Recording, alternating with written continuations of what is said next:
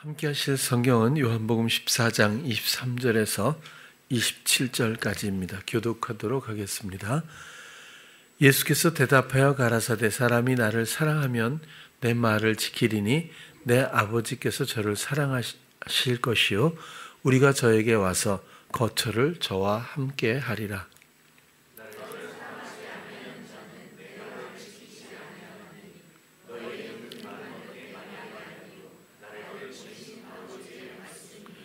내가 아직 너희와 함께 있어서 이 말을 너희에게 하였거니와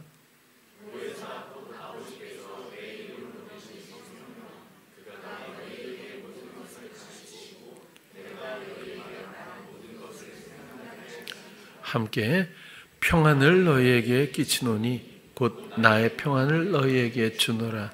내가 너희에게 주는 것은 세상이 주는 것 같지 아니하니라. 너희는 마음에 근심도 말고 두려워하지도 말라. 아멘. 오늘은 요한복음 14장 23절에서 27절 내용을 가지고 평안이라는 제목으로 함께 나누도록 하겠습니다. 아시는 것처럼 평안이라고 하는 단어는 에이레네지 않습니까? 이것은 여러 가지 뜻이 있는데 가장 제가 주목했던 의미는 다시 하나가 되다였고, 그리고 번영, 고요, 안식 이런 다양한 뜻들이 있습니다. 이 평안은 우리가 세상을 살면서 육신적인 편안함과는 다르다고도 말씀을 드린 적이 있어요. 이 평안은 영적인 것입니다. 그리고 두 번째로는 그리스도로 말미암는 것입니다. 우리가 편안한 어떤 환경에서 누릴 수 있는 그런 것이 아니라 영적으로 그리스도 안에서 비로소 누릴 수 있는 그런 의미를 가지고 있죠. 이 평안은 그래서 그리스도 안에서 혹은 주님과 다시 하나가 되는 연합에서만이 이 평안을 누릴 수가 있습니다.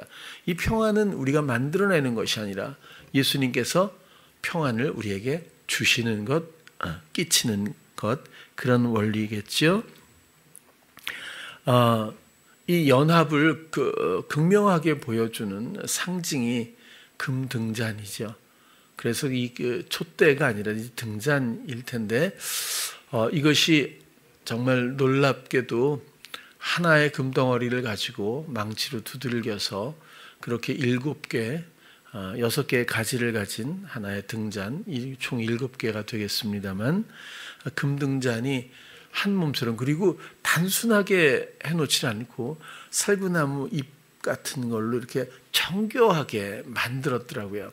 그래서 아무튼 굉장히 귀하게 성소의 좌측에 거룩한 곳에, 성소죠, 거룩한 곳, 그곳에 금등잔이 상징적으로 배치되어 있습니다. 그래서 금등잔이라고 하는 것은 온전히 한 몸을 이룬 나무와 가지 혹은 몸된 교회이며 성소에, 거룩한 곳에 위치하고 있다 말씀을 드렸는데, 이 성소에 들어가기 전에, 거룩한 곳에 들어가기 전에 이곳은 씻지 않고 들어가도 죽었어요. 또 죄를 짓고 들어가면 죽었다고 합니다. 그렇다면 그 이전에 마당, 이 성막의 성소 마당에 보면 번제단과 물두멍이 있다고 또 설명을 드렸어요. 번제단은 자기 죽음의 의미, 이전 삶의 청산의 의미라면 물두멍은 부활의 생명, 그리스도의 생명으로 씻겨지는 과정이고, 그렇게 죄 없고 거룩한 자들이 드디어 새 생명, 그리스도의 인도 따라 새롭고 산 길 따라 이제 성소로 진입할 수 있게 되고, 그곳에는 좌측의 금등잔으로서 그리스도와 연합된 우리의 모습과 우측에는 진설병으로서 하나님과 이제는 정면에서 마주보며 이야기할 수 있는 영적인 존재감을 회복한 상징을 가지고 있습니다.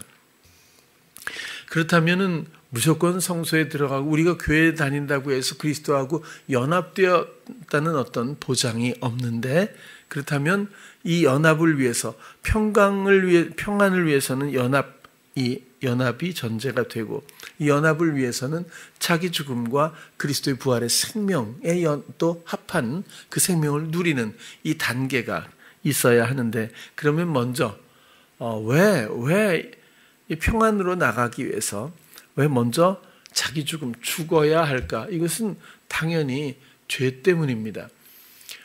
죄인의 대가는 사망일 텐데 이 죄를 여전히 우리가 도덕적인 것으로 여기면 그냥 맴돈다고 했죠. 그래서라도 이 죄는 하나님의 뜻에 어긋난 모든 것이라고도 표현하지만 사실은 하나님의 뜻에 어긋난 것은 나중에 현상적인 것이고, 사랑의 하나님, 생명의 하나님, 모든 것을 지으신 하나님을 배신하고 본인이 우리가 스스로 판단 주체가 되어 하나님처럼 되고자 했던 하나님을 버려버리는 거죠. 배신하고 버린 그 상황에서 우리가 시도하는 것이 아니라 우리는 고의가 없지만 사단의 모든 부추김에 의해서 이제는 종노릇하며 하나님의 절대적인 신실하심과 그 뜻과 전혀 상관없는 반대편의 악함과 사망의 여러 가지 일들을, 육신을 추구하고 한시적인 것들을 판단 주체가 되어 경영해버린 이 모든 것들이 죄성이라고 말씀을 드렸어요. 그래서 죄에 대한 개념을 도덕적인 것에 국한하지 말자고 늘 말씀을 드려요. 그러나 아직도 우리는 스스로 정죄하고 판단하는 속성들이 남아있어서 이렇게 사회적으로도 잘못된 사람을 보면 주님의 긍휼한 마음을 또 주님께 묻고 주님의 마음에 합한 채로 우리가 그것을 보기보다는 또 주님의 눈으로 보는 것이 아니죠. 결국 그런 것보다는 우리가 먼저 도덕적으로 판단하는 것이 먼저 새치기처럼 속삭임이 또 익숙해져 있다고도 생각이 들어요. 디모데전서 1장에 보면 미쁘다 모든 사람이 받을 만한 이 말이에요. 여러분, 미쁘다를 모든 사람들이 받아서 어떻게 하겠어요? 요즘엔 안 쓰는 말이잖아요. 미쁘다, 신실하다는 말인데 사실 이 미쁘다라는 단어는 피스티스입니다. 믿음, 모든 사람이 받을 만한 이 말이요. 이렇게 이해를 하는 것이 좋겠어요. 그리스도 예수께서 죄인을 구원하시려고 굉장히 중요한, 그러니까 도덕적으로 잘못한 사람들을 용서한 게 아니라 하나님을 배신하고 자기 경영에 빠져 있는 모든 사단에 의한 이런 생명 없는 이 사랑에서 버려진 하나님과 분리된 이런 영혼들을 다시 불러 구원하시려고, 그곳에서부터 건지시려고 세상에 임하셨다 하였도다. 죄인 중에 내가 괴순이라. 여기서 괴수란 말도 보면 최상급, 거의 첫 번째 가는 이런 뜻이에요. 죄인 중에 괴수라고 했는데 이 죄인의 의미를 도덕적인 것으로, 윤리적인 것으로 보면 바울은 그런 일을 해본 적이 없는 사람이에요. 워낙 철두철미한 사람이잖아요. 모르죠. 제가 같이 살아보지 않아서. 그러나 바울의 성정으로 봤을 때는 스스로를 용납할 수 있는 사람이 아닌 것 같아요. 철저하게 율법을 지켰고 그런 바리새인 중에 바리새인이라고 스스로를 말합니다. 그럴 정도로 아주 지독하게 열정적으로 신앙생활을 했던 사람이기 때문에 하나님 앞에 스스로 아마 예수님을 만나기 전에는 내가 의인 중에 의인이도다 이렇게 생각하지 않았을까 싶을 정도였을 거예요. 그러나 지금은 죄인 중에 괴수다. 왜? 예수 그리스도를 대적하여 그리스도인들을 핍박하고 오히려 예수 믿는 사람들을 잡아 죽이는 일들에 가장 앞장섰기 때문에, 하나님의 뜻과 가장 어긋난 일을 가장 열정적으로 해왔기 때문에 이런 얘기를 아마 표현하지 않았나 그렇게 생각이 들어요. 그래서 우리가 번제단에서 죽어야 한다는 것은 우리의 경영의지이지 우리의 도덕적인 어떤 이런 찌꺼기 같은 냄새와 같은 부산물들을 그곳에서 대강 해결하는 것이 아니라는 겁니다. 여러분, 본질과 현상들은 너무 다르잖아요. 본질 근거를 해결하면 모든 것들이 해결이 돼요. 그러나 땜방식으로 냄새만 어떻게 해보려고 한다면 끝이 없을 것 같아요. 그래서 어찌되었든 이 번제단에서의 나의 제물 된다는 의미는 그동안 하나님 없이 내가 실행했던 그 모든 삶의 그 인격, 그 삶의 주체를 그곳에서 청산해야 된다는 것, 그런 의미입니다. 그래서 예수님께서 너무너무 아름답고 다행스러운 것은 이 세상에 우리처럼 사람들을 함부로 판단하고 정죄하러 오신 것이 아니라 바로 하나님을 떠나 배신하고 하나님을 아프게 하고 그 사랑의 마음을 떠나서 하나님을 대적하는 사단의 종노릇함으로 말미암아 육신적이고 더럽고 사망의 멸망에 이를 수밖에 없는 의와 정반대되는 죄를 추구했던 수많은 이 잃어버린 영혼들을 구원하러 오셨다는 것, 그 죄인을 부르러 오셨다는 것, 그렇게 죄인을 구원하시려고 세상에 임하셨다는 확고한 목적에 대해서 우리가 이해를 정말 선명하게 갖고 있어야 한다라고 생각을 해요. 요한복음 8장을 한번 쭉 볼게요. 잘 아시는 내용이겠지만 한번 살펴보겠습니다. 3절부터 교독할게요. 서기관들과 바리새인들이 간음 중에 잡힌 여자를 끌고 와서 가운데 세우고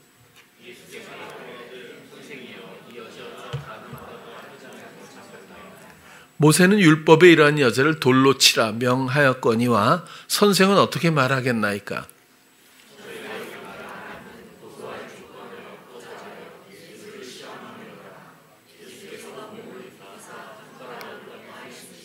저희가 묻기를 맞이 아니하는지라 이에 일어나 가라사대 너희 중에 죄 없는 자가 먼저 돌로 치라 하시고 저희가 이 말씀을 듣고 양심의 가책을 받아 어른으로 시작하여 젊은이까지 하나씩 나가고 오직 예수와 그 가운데 서는 여자만 남았더라.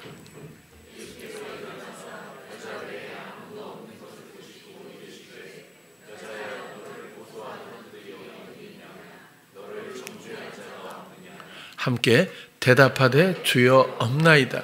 예수께서 가라사대 나도 너를 정죄하지 아니하노니 가서 다시는 죄를 범치 말라 하시니라. 아멘.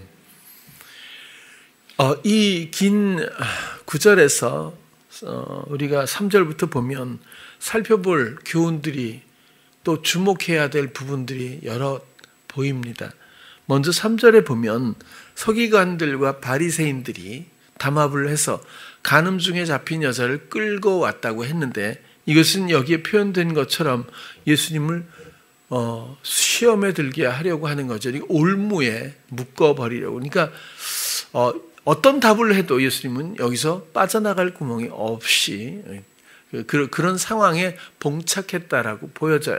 그래서 왜냐하면 율법에 철저한 이 사람들이잖아요. 이 율법에 간음한 여인은 돌로 쳐 죽이라고 되어 있기 때문에 이 간음 중에 있는 여인을 그대로 현장범을 끌고 와서 가운데 세웠습니다. 그리고 이 간음하다가 현장에서 잡혔다 이렇게 얘기를 하잖아요. 간음해서 들었다 이런 것도 아니에요. 아주 확실합니다. 빠져나갈 구멍이 없는 아주 현장범을 데리고 딱 세워놓고 모세는 율법에 이러한 여자를 돌로 치라 명하였는데 선생은 어떻게 말하겠습니까? 당신 어떻게 말하겠느냐 이런 얘기죠. 사실 이 끌고 온 걸 보면 의도가 이렇게 있는데 사람이 한 일이겠어요? 당연히 사단의 그죠? 부추김이죠. 이런 것들이 피할 수 없는 정죄 상황을 다 만들어 놓는 것. 이런 기술은 정말 빼어나지 않습니까? 그런데 예수님이 율법을 무시하실 수는 없어요. 율법도 하나님의 말씀입니다. 친수로 돌에 새겨서 십계명을 주셨어요. 그리고 나머지는 모세를 통해서 말씀을 통해서 그들이 기록했어요. 그래서 율법이 그들의 하나의 하나님 백성의 법으로서 지금까지 율법을 지켜온 것 아니겠습니까? 근데 그런 예수님한테 이제 끌고 와서 요구를 하고 있는 거죠. 그런데 참 예수님은 절묘한 것 같아요. 좀 넘어가 보면요, 여기 저희가 묻기를 맞이 아니하는지라 이에 일어나 가라사대 너희 중에 죄 없는 자가 먼저 돌로 치라 하시고 이게 그러니까 이런 거 있잖아요. 사단은 꼼짝 못하게 딱 이럴 때가 우리 경험 많이 있잖아요. 딱 이렇게 하는데 예수님의 지혜는 보면 그러니까 이 여자를 돌로 칠까요? 말까요? 죽일까요? 살려놓을까요? 이걸 묻는 거죠. 이게 세상 논리입니다. O, X, 옳고 그름, 선과 악 이라는 이원론으로 사람들을 완전히 세뇌시켜버리는 것 같아요. 이런 가치관을 갖게 만들었죠. 그래서 거기에 따라서 판단 주체가 되면서 살아왔다는 것 아니겠어요? 그러나 예수님은 전혀 다른 데서 이런 해법을 지금 말씀하고 계신 거예요. 이게 굉장히 좀 사실 어려운 구절이잖아요. 그죠? 안 어려운가요? 굉장히 저는 어렵게 느껴지는 구절인데, 자, 이렇게 고소를 하러 많이 이제 와서 여자를 놓고 가운데 둘러서 계속 얘기하는데, 예수께서 몸을 굽혀서 반응이 손가락으로 땅에 뭘 썼대요. 근데 이게 주석이나 이런 데 찾아보면요, 다양해요, 주장이. 그 주장이니까 어떤 사람은 그냥 그러니까 시간을 벌기 위해서 글자 었다 이런 사람도 있어요. 그러니까 지금 난처하잖아요. 그래서 지금 뭔가 해법을 위해서 기도하면서 이렇게 극적인 어떤 그런 상황이다. 또 어떤 사람은 율법을 또 쓰고 있었다 이런 사람도 있었고, 어떤 사람 가장 나름대로 이렇게 좀 호응을 얻는 주장은 뭐냐면 지금 여기 둘러 있는 사람 모든 사람들의 죄를 지금 하나하나 쓰고 있었다. 그런 놈이 딱 그래서 죄 없는 자가 먼저 돌로 치라 이렇게 했다는 연계를 지금 이야기 주장하는 그런 경우도 있어요. 그럴듯한 것 같아요. 근데 이것은 저도 딱 이겁니다 이렇게 말씀드리기가 어려워요.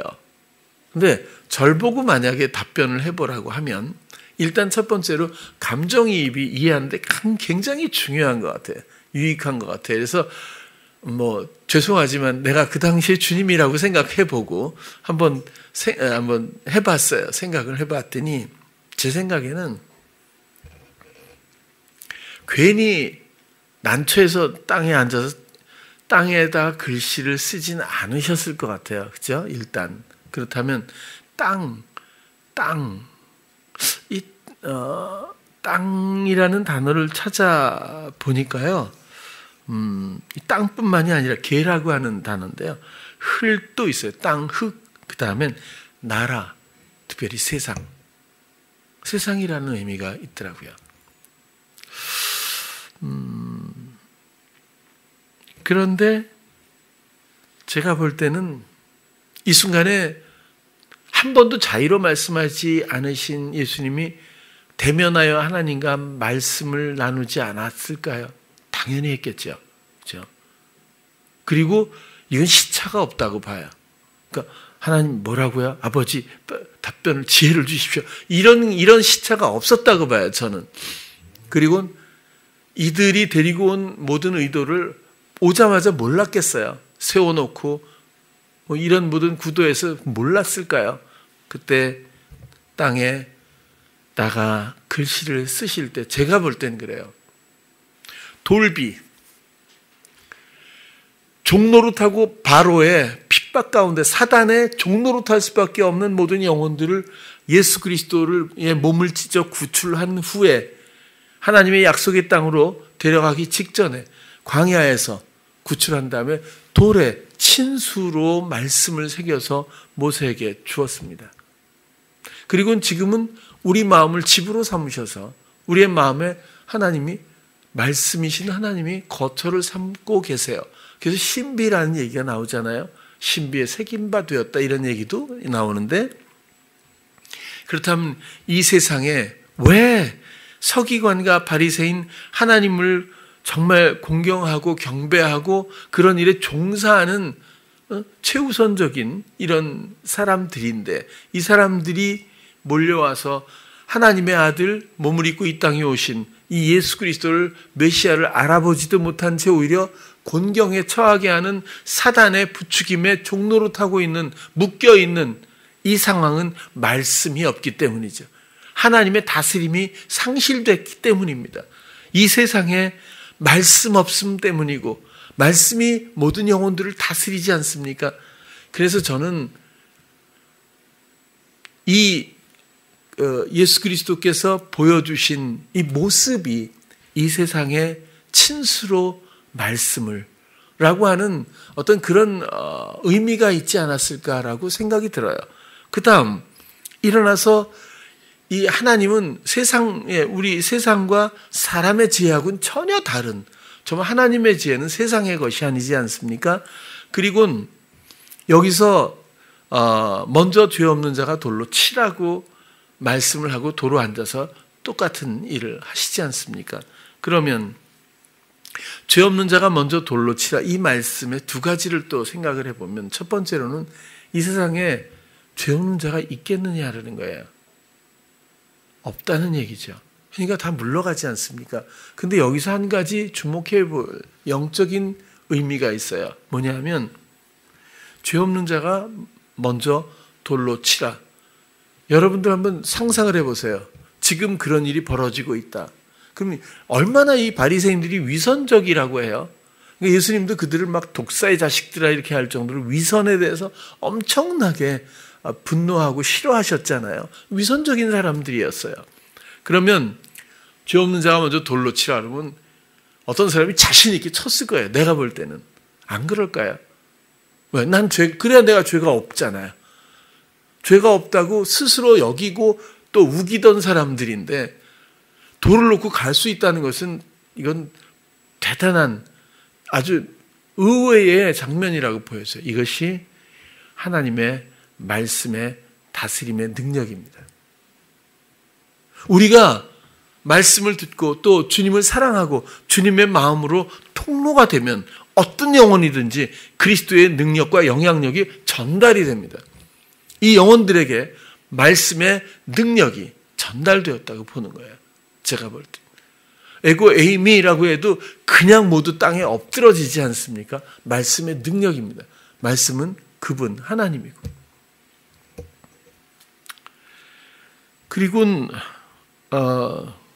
그리고는 이 여인한테 11절에 보면 나도 너를 정죄하지 않는다. 그렇죠? 나도 너를 정죄하지 않는다. 가서 다시는 죄를 범치 말라. 여기서 또 마지막에 살짝 오해할 수 있어요.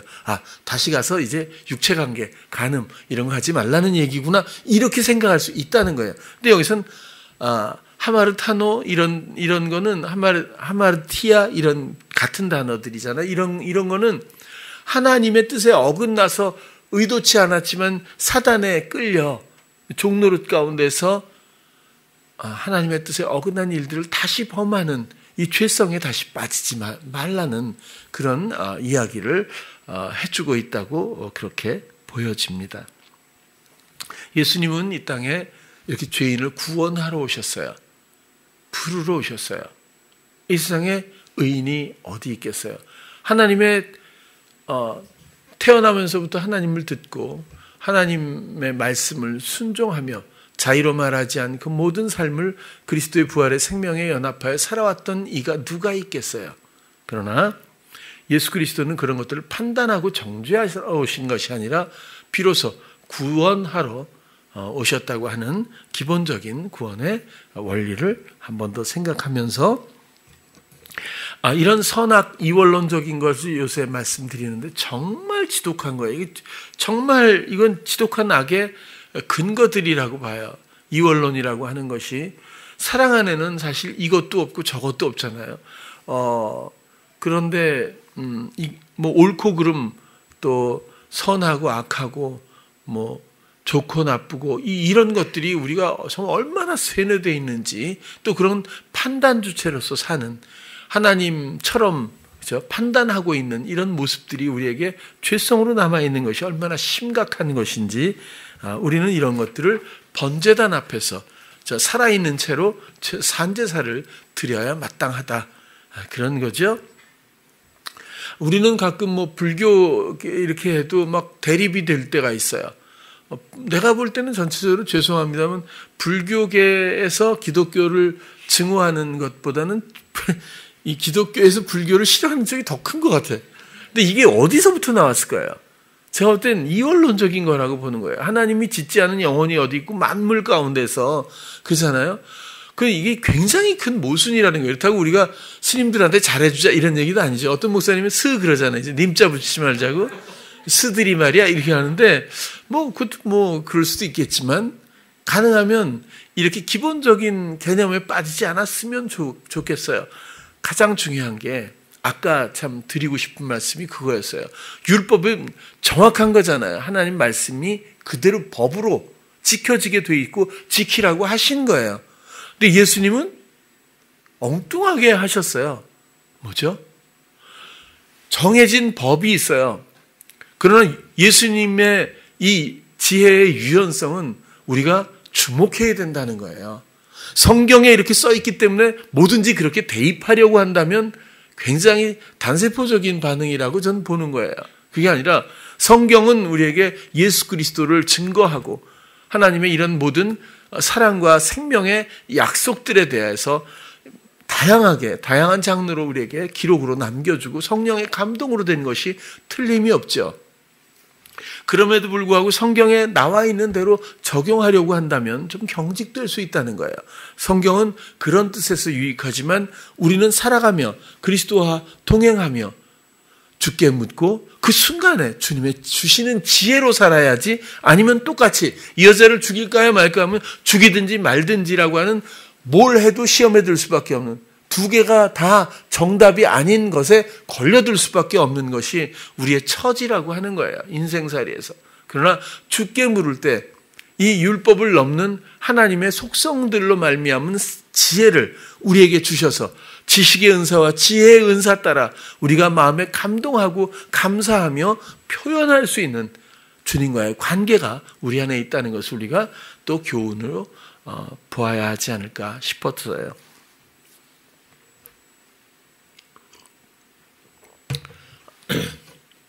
우리나라도 복음이 들어오기 전에는 미신밖에 더 있었어요. 그렇죠? 그리고 불교가 있었고, 유교는 특별히 종교성으로 보긴 좀 어렵지만 아무튼 그렇게 우리나라 있었고, 미신이 어마어마했어요.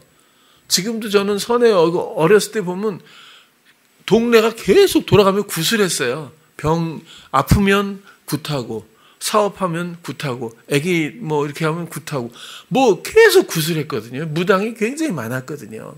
근데 지금 생각해보면 그 사람들은 우리 목사님들보다 훨씬 더 정성껏 했어요. 그러니까 굿하기 전에 며칠 전부터 몸을 단정하게 하고, 진짜 목욕 재개하고 찬물로, 그것도 이게 굉장히 정성껏 하는 걸, 그 칼 위에 올라와서 춤까지 춰가면서 아무튼 굉장히 열심히 했던 것 같아요, 그 사람들이. 그래서 이 무당들이 굉장히 우리나라에서 이렇게 신앙이었죠. 우리나라 토속 신앙들. 그러면은 이게 이원론의 정죄로 본다면 이런 데는 그러니까 하나님 없는 곳이고, 그죠? 이 불순종하는 무리들한테 모쪼록 구원의 복음을 전하겠어요. 그렇게 따지면 복음을 들을 사람이 어디 있겠어요, 세상에?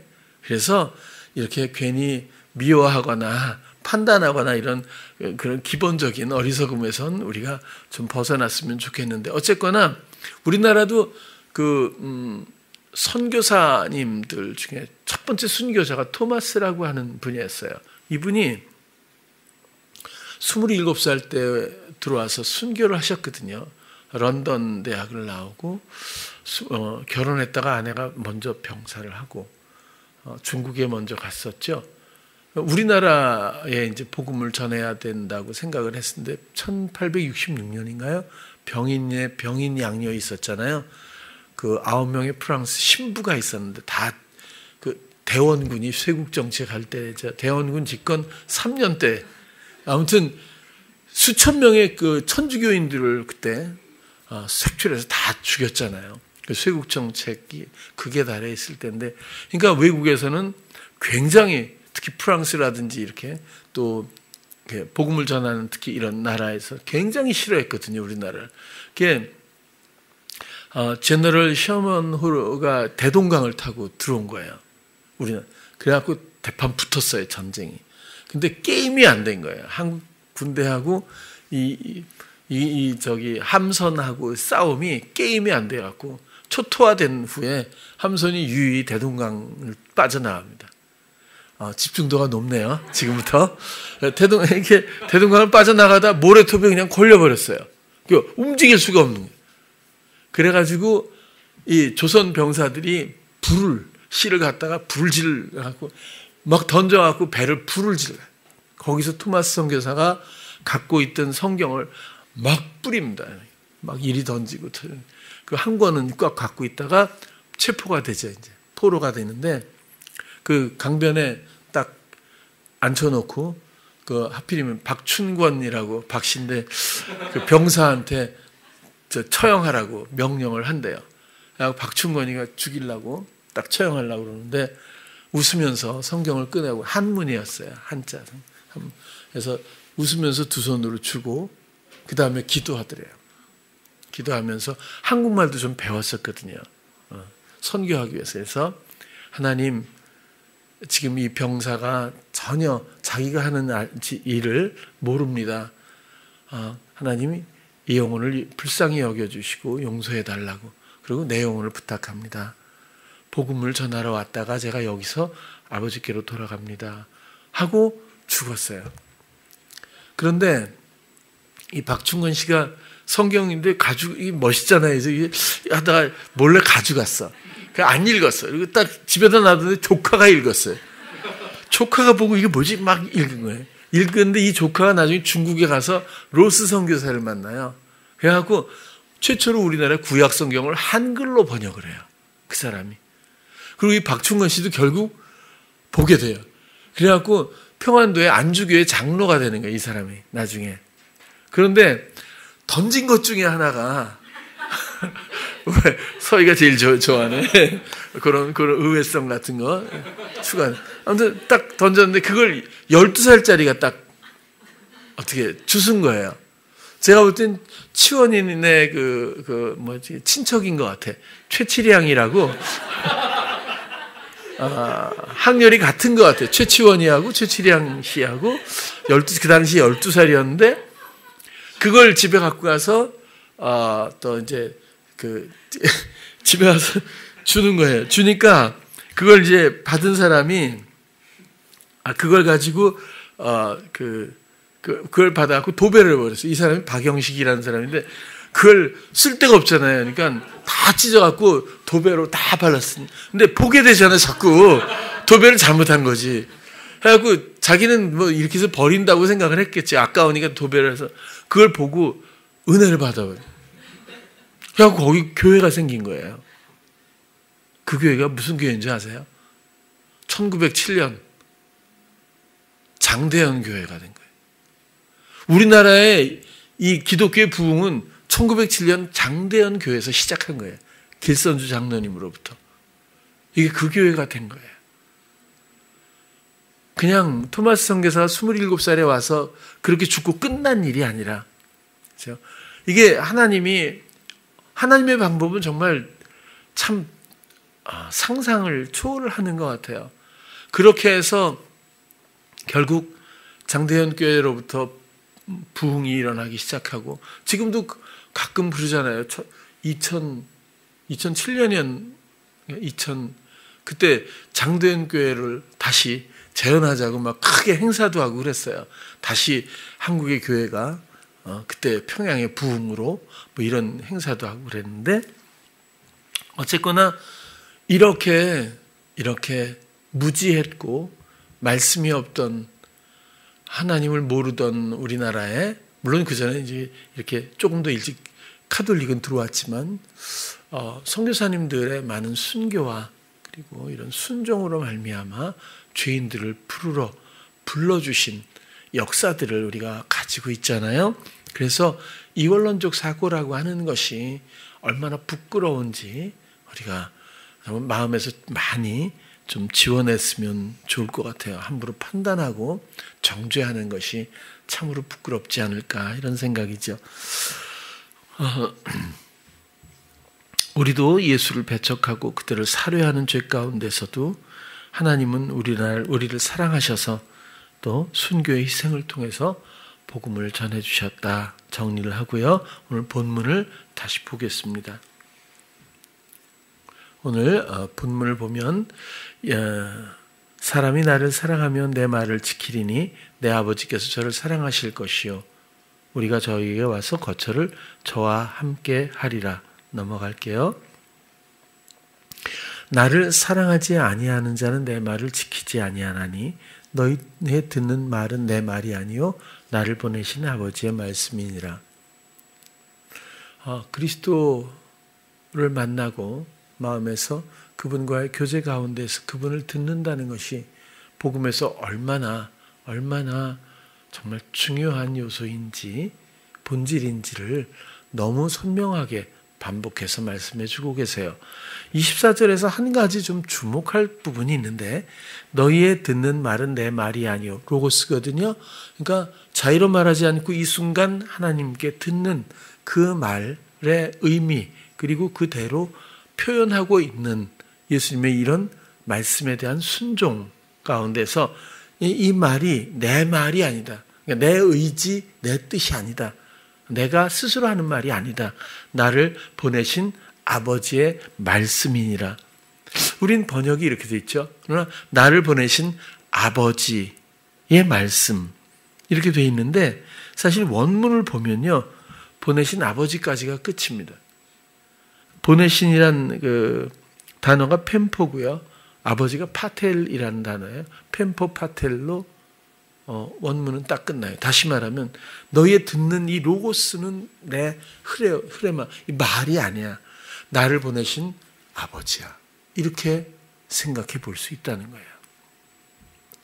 굉장히 어려운 얘기죠. 그렇죠? 그러나 좀 익숙하리라고 보는데 자 26절도 보면 굉장히 중요한 원리예요.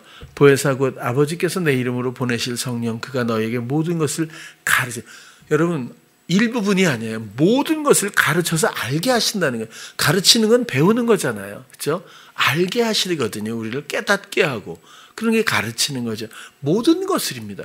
또 내가 너에게 말한 모든 것을 생각나게 생각도 성령을 통해서 우리가 주어지고 있는 이 새로운 영역이 영적으로 내면에서 시작된다는 거예요. 이제는 이런 감각으로 우리가 살아가야 마땅하다는 뜻이기도 하죠. 그래서 우리에게 지혜 주심 또 깨닫게 알게 또 생각나게 해주신다는 이 원리를 우리가 굉장히 소중하게 원리로 부여잡아야 한다. 그런 말씀을 드리고 싶어요. 이러기 위해서는 이전에 살았던 나의 원리를 내려놓아야 합니다. 이런 것들이 번제단에서 드리는 산제사라고 말씀을 드린 거예요.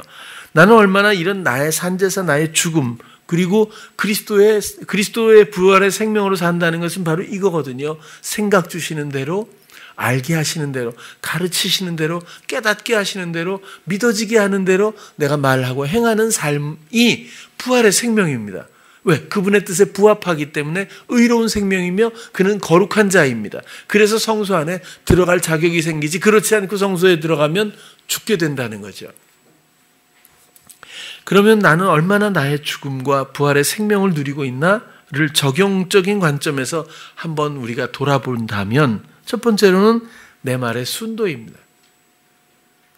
나는 내가 하는 말인가, 나의 뜻을 말하고 있나, 나의 의지를 말하고 있는지 성령이 주시는 말씀을 내가 그분의 의지를, 뜻을 말하고 표현하고 있는 건지를 살펴보지 않을 수 없다는 거예요. 그러나 이런 본질적인 영적인 원리들, 사망과 생명이라고 하는 이런 죄와 의라고 하는 더러움과 거룩함이라고 하는 이 정말 극명한 이런 원리들에 대해서 나는 얼마나 깨닫고 적용하고 있는가를 돌아보지 않을 수가 없다는 거예요.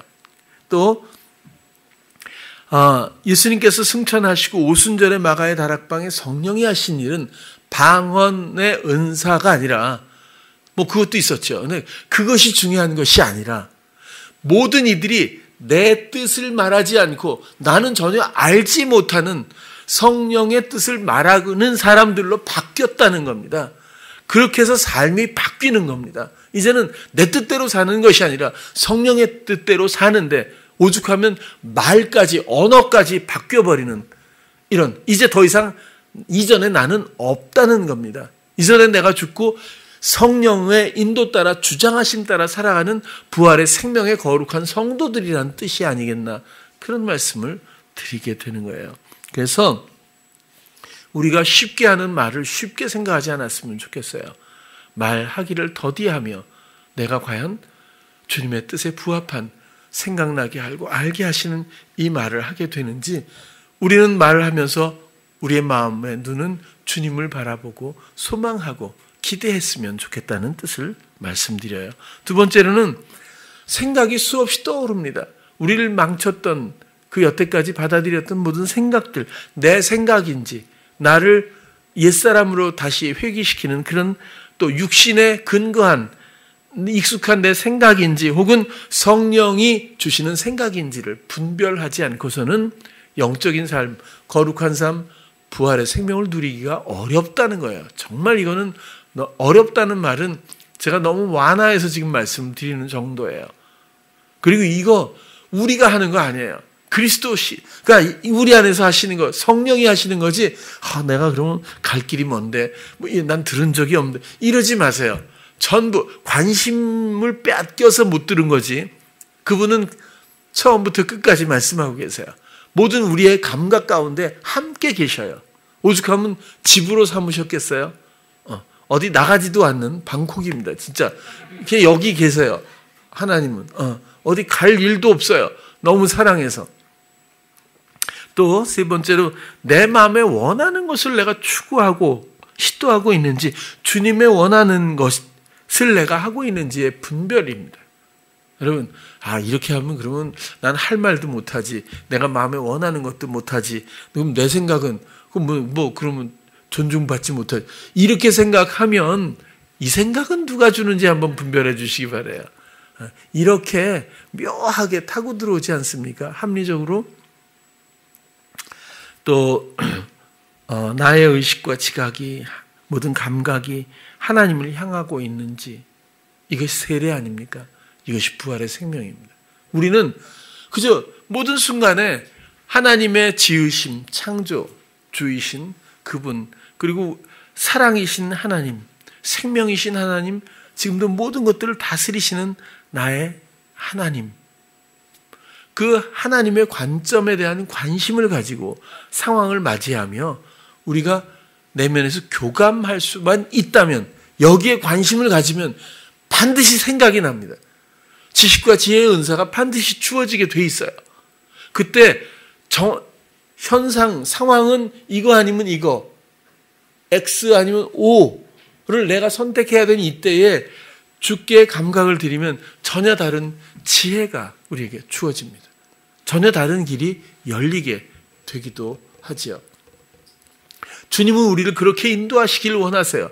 그렇게 주님은 주님의 생명에 우리를 그렇게 이끄시길 원하셔요. 공유하게 하시기를 원하시려고. 그렇게 주님, 그리스도의, 내가 생명이다 하셨던 그리스도, 생명의 떡이라고 하신 그리스도, 하늘로부터 주어진 그리스도가 우리를 주장하시게 될 때, 그분의 감각이 나의 것이 될 때, 비로소 그분을 우리는 생명의 떡으로 확실히 인식하게 되겠죠.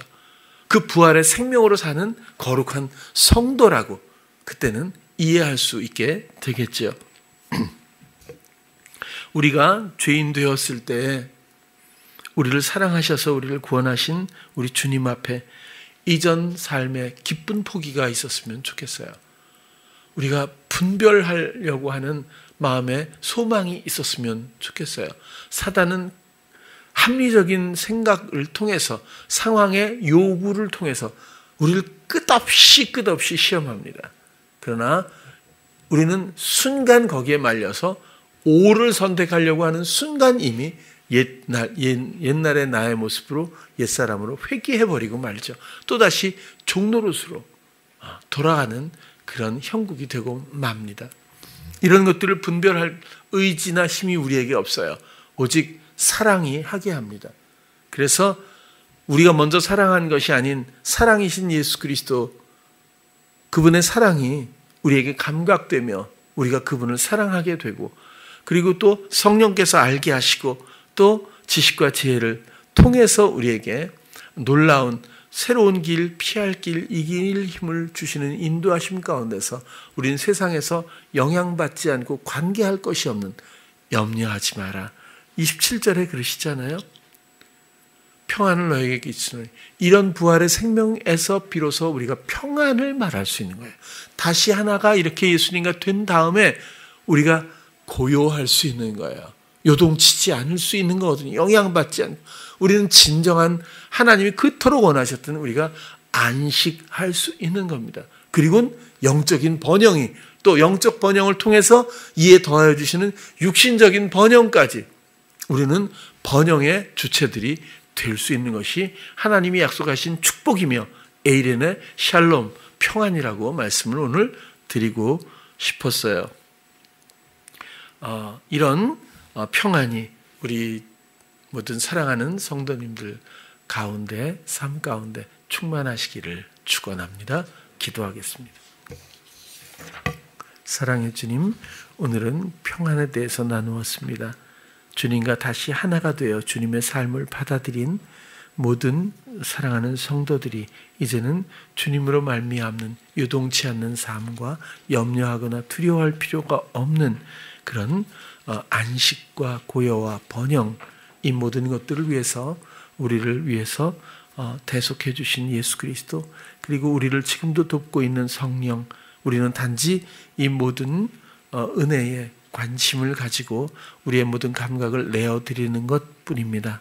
우리의 작은 마음짓에도 크게 반응해 주시는 우리 주 예수 그리스도의 은혜가 모두에게 충만하기를 원합니다. 예수님 이름으로 기도드렸습니다.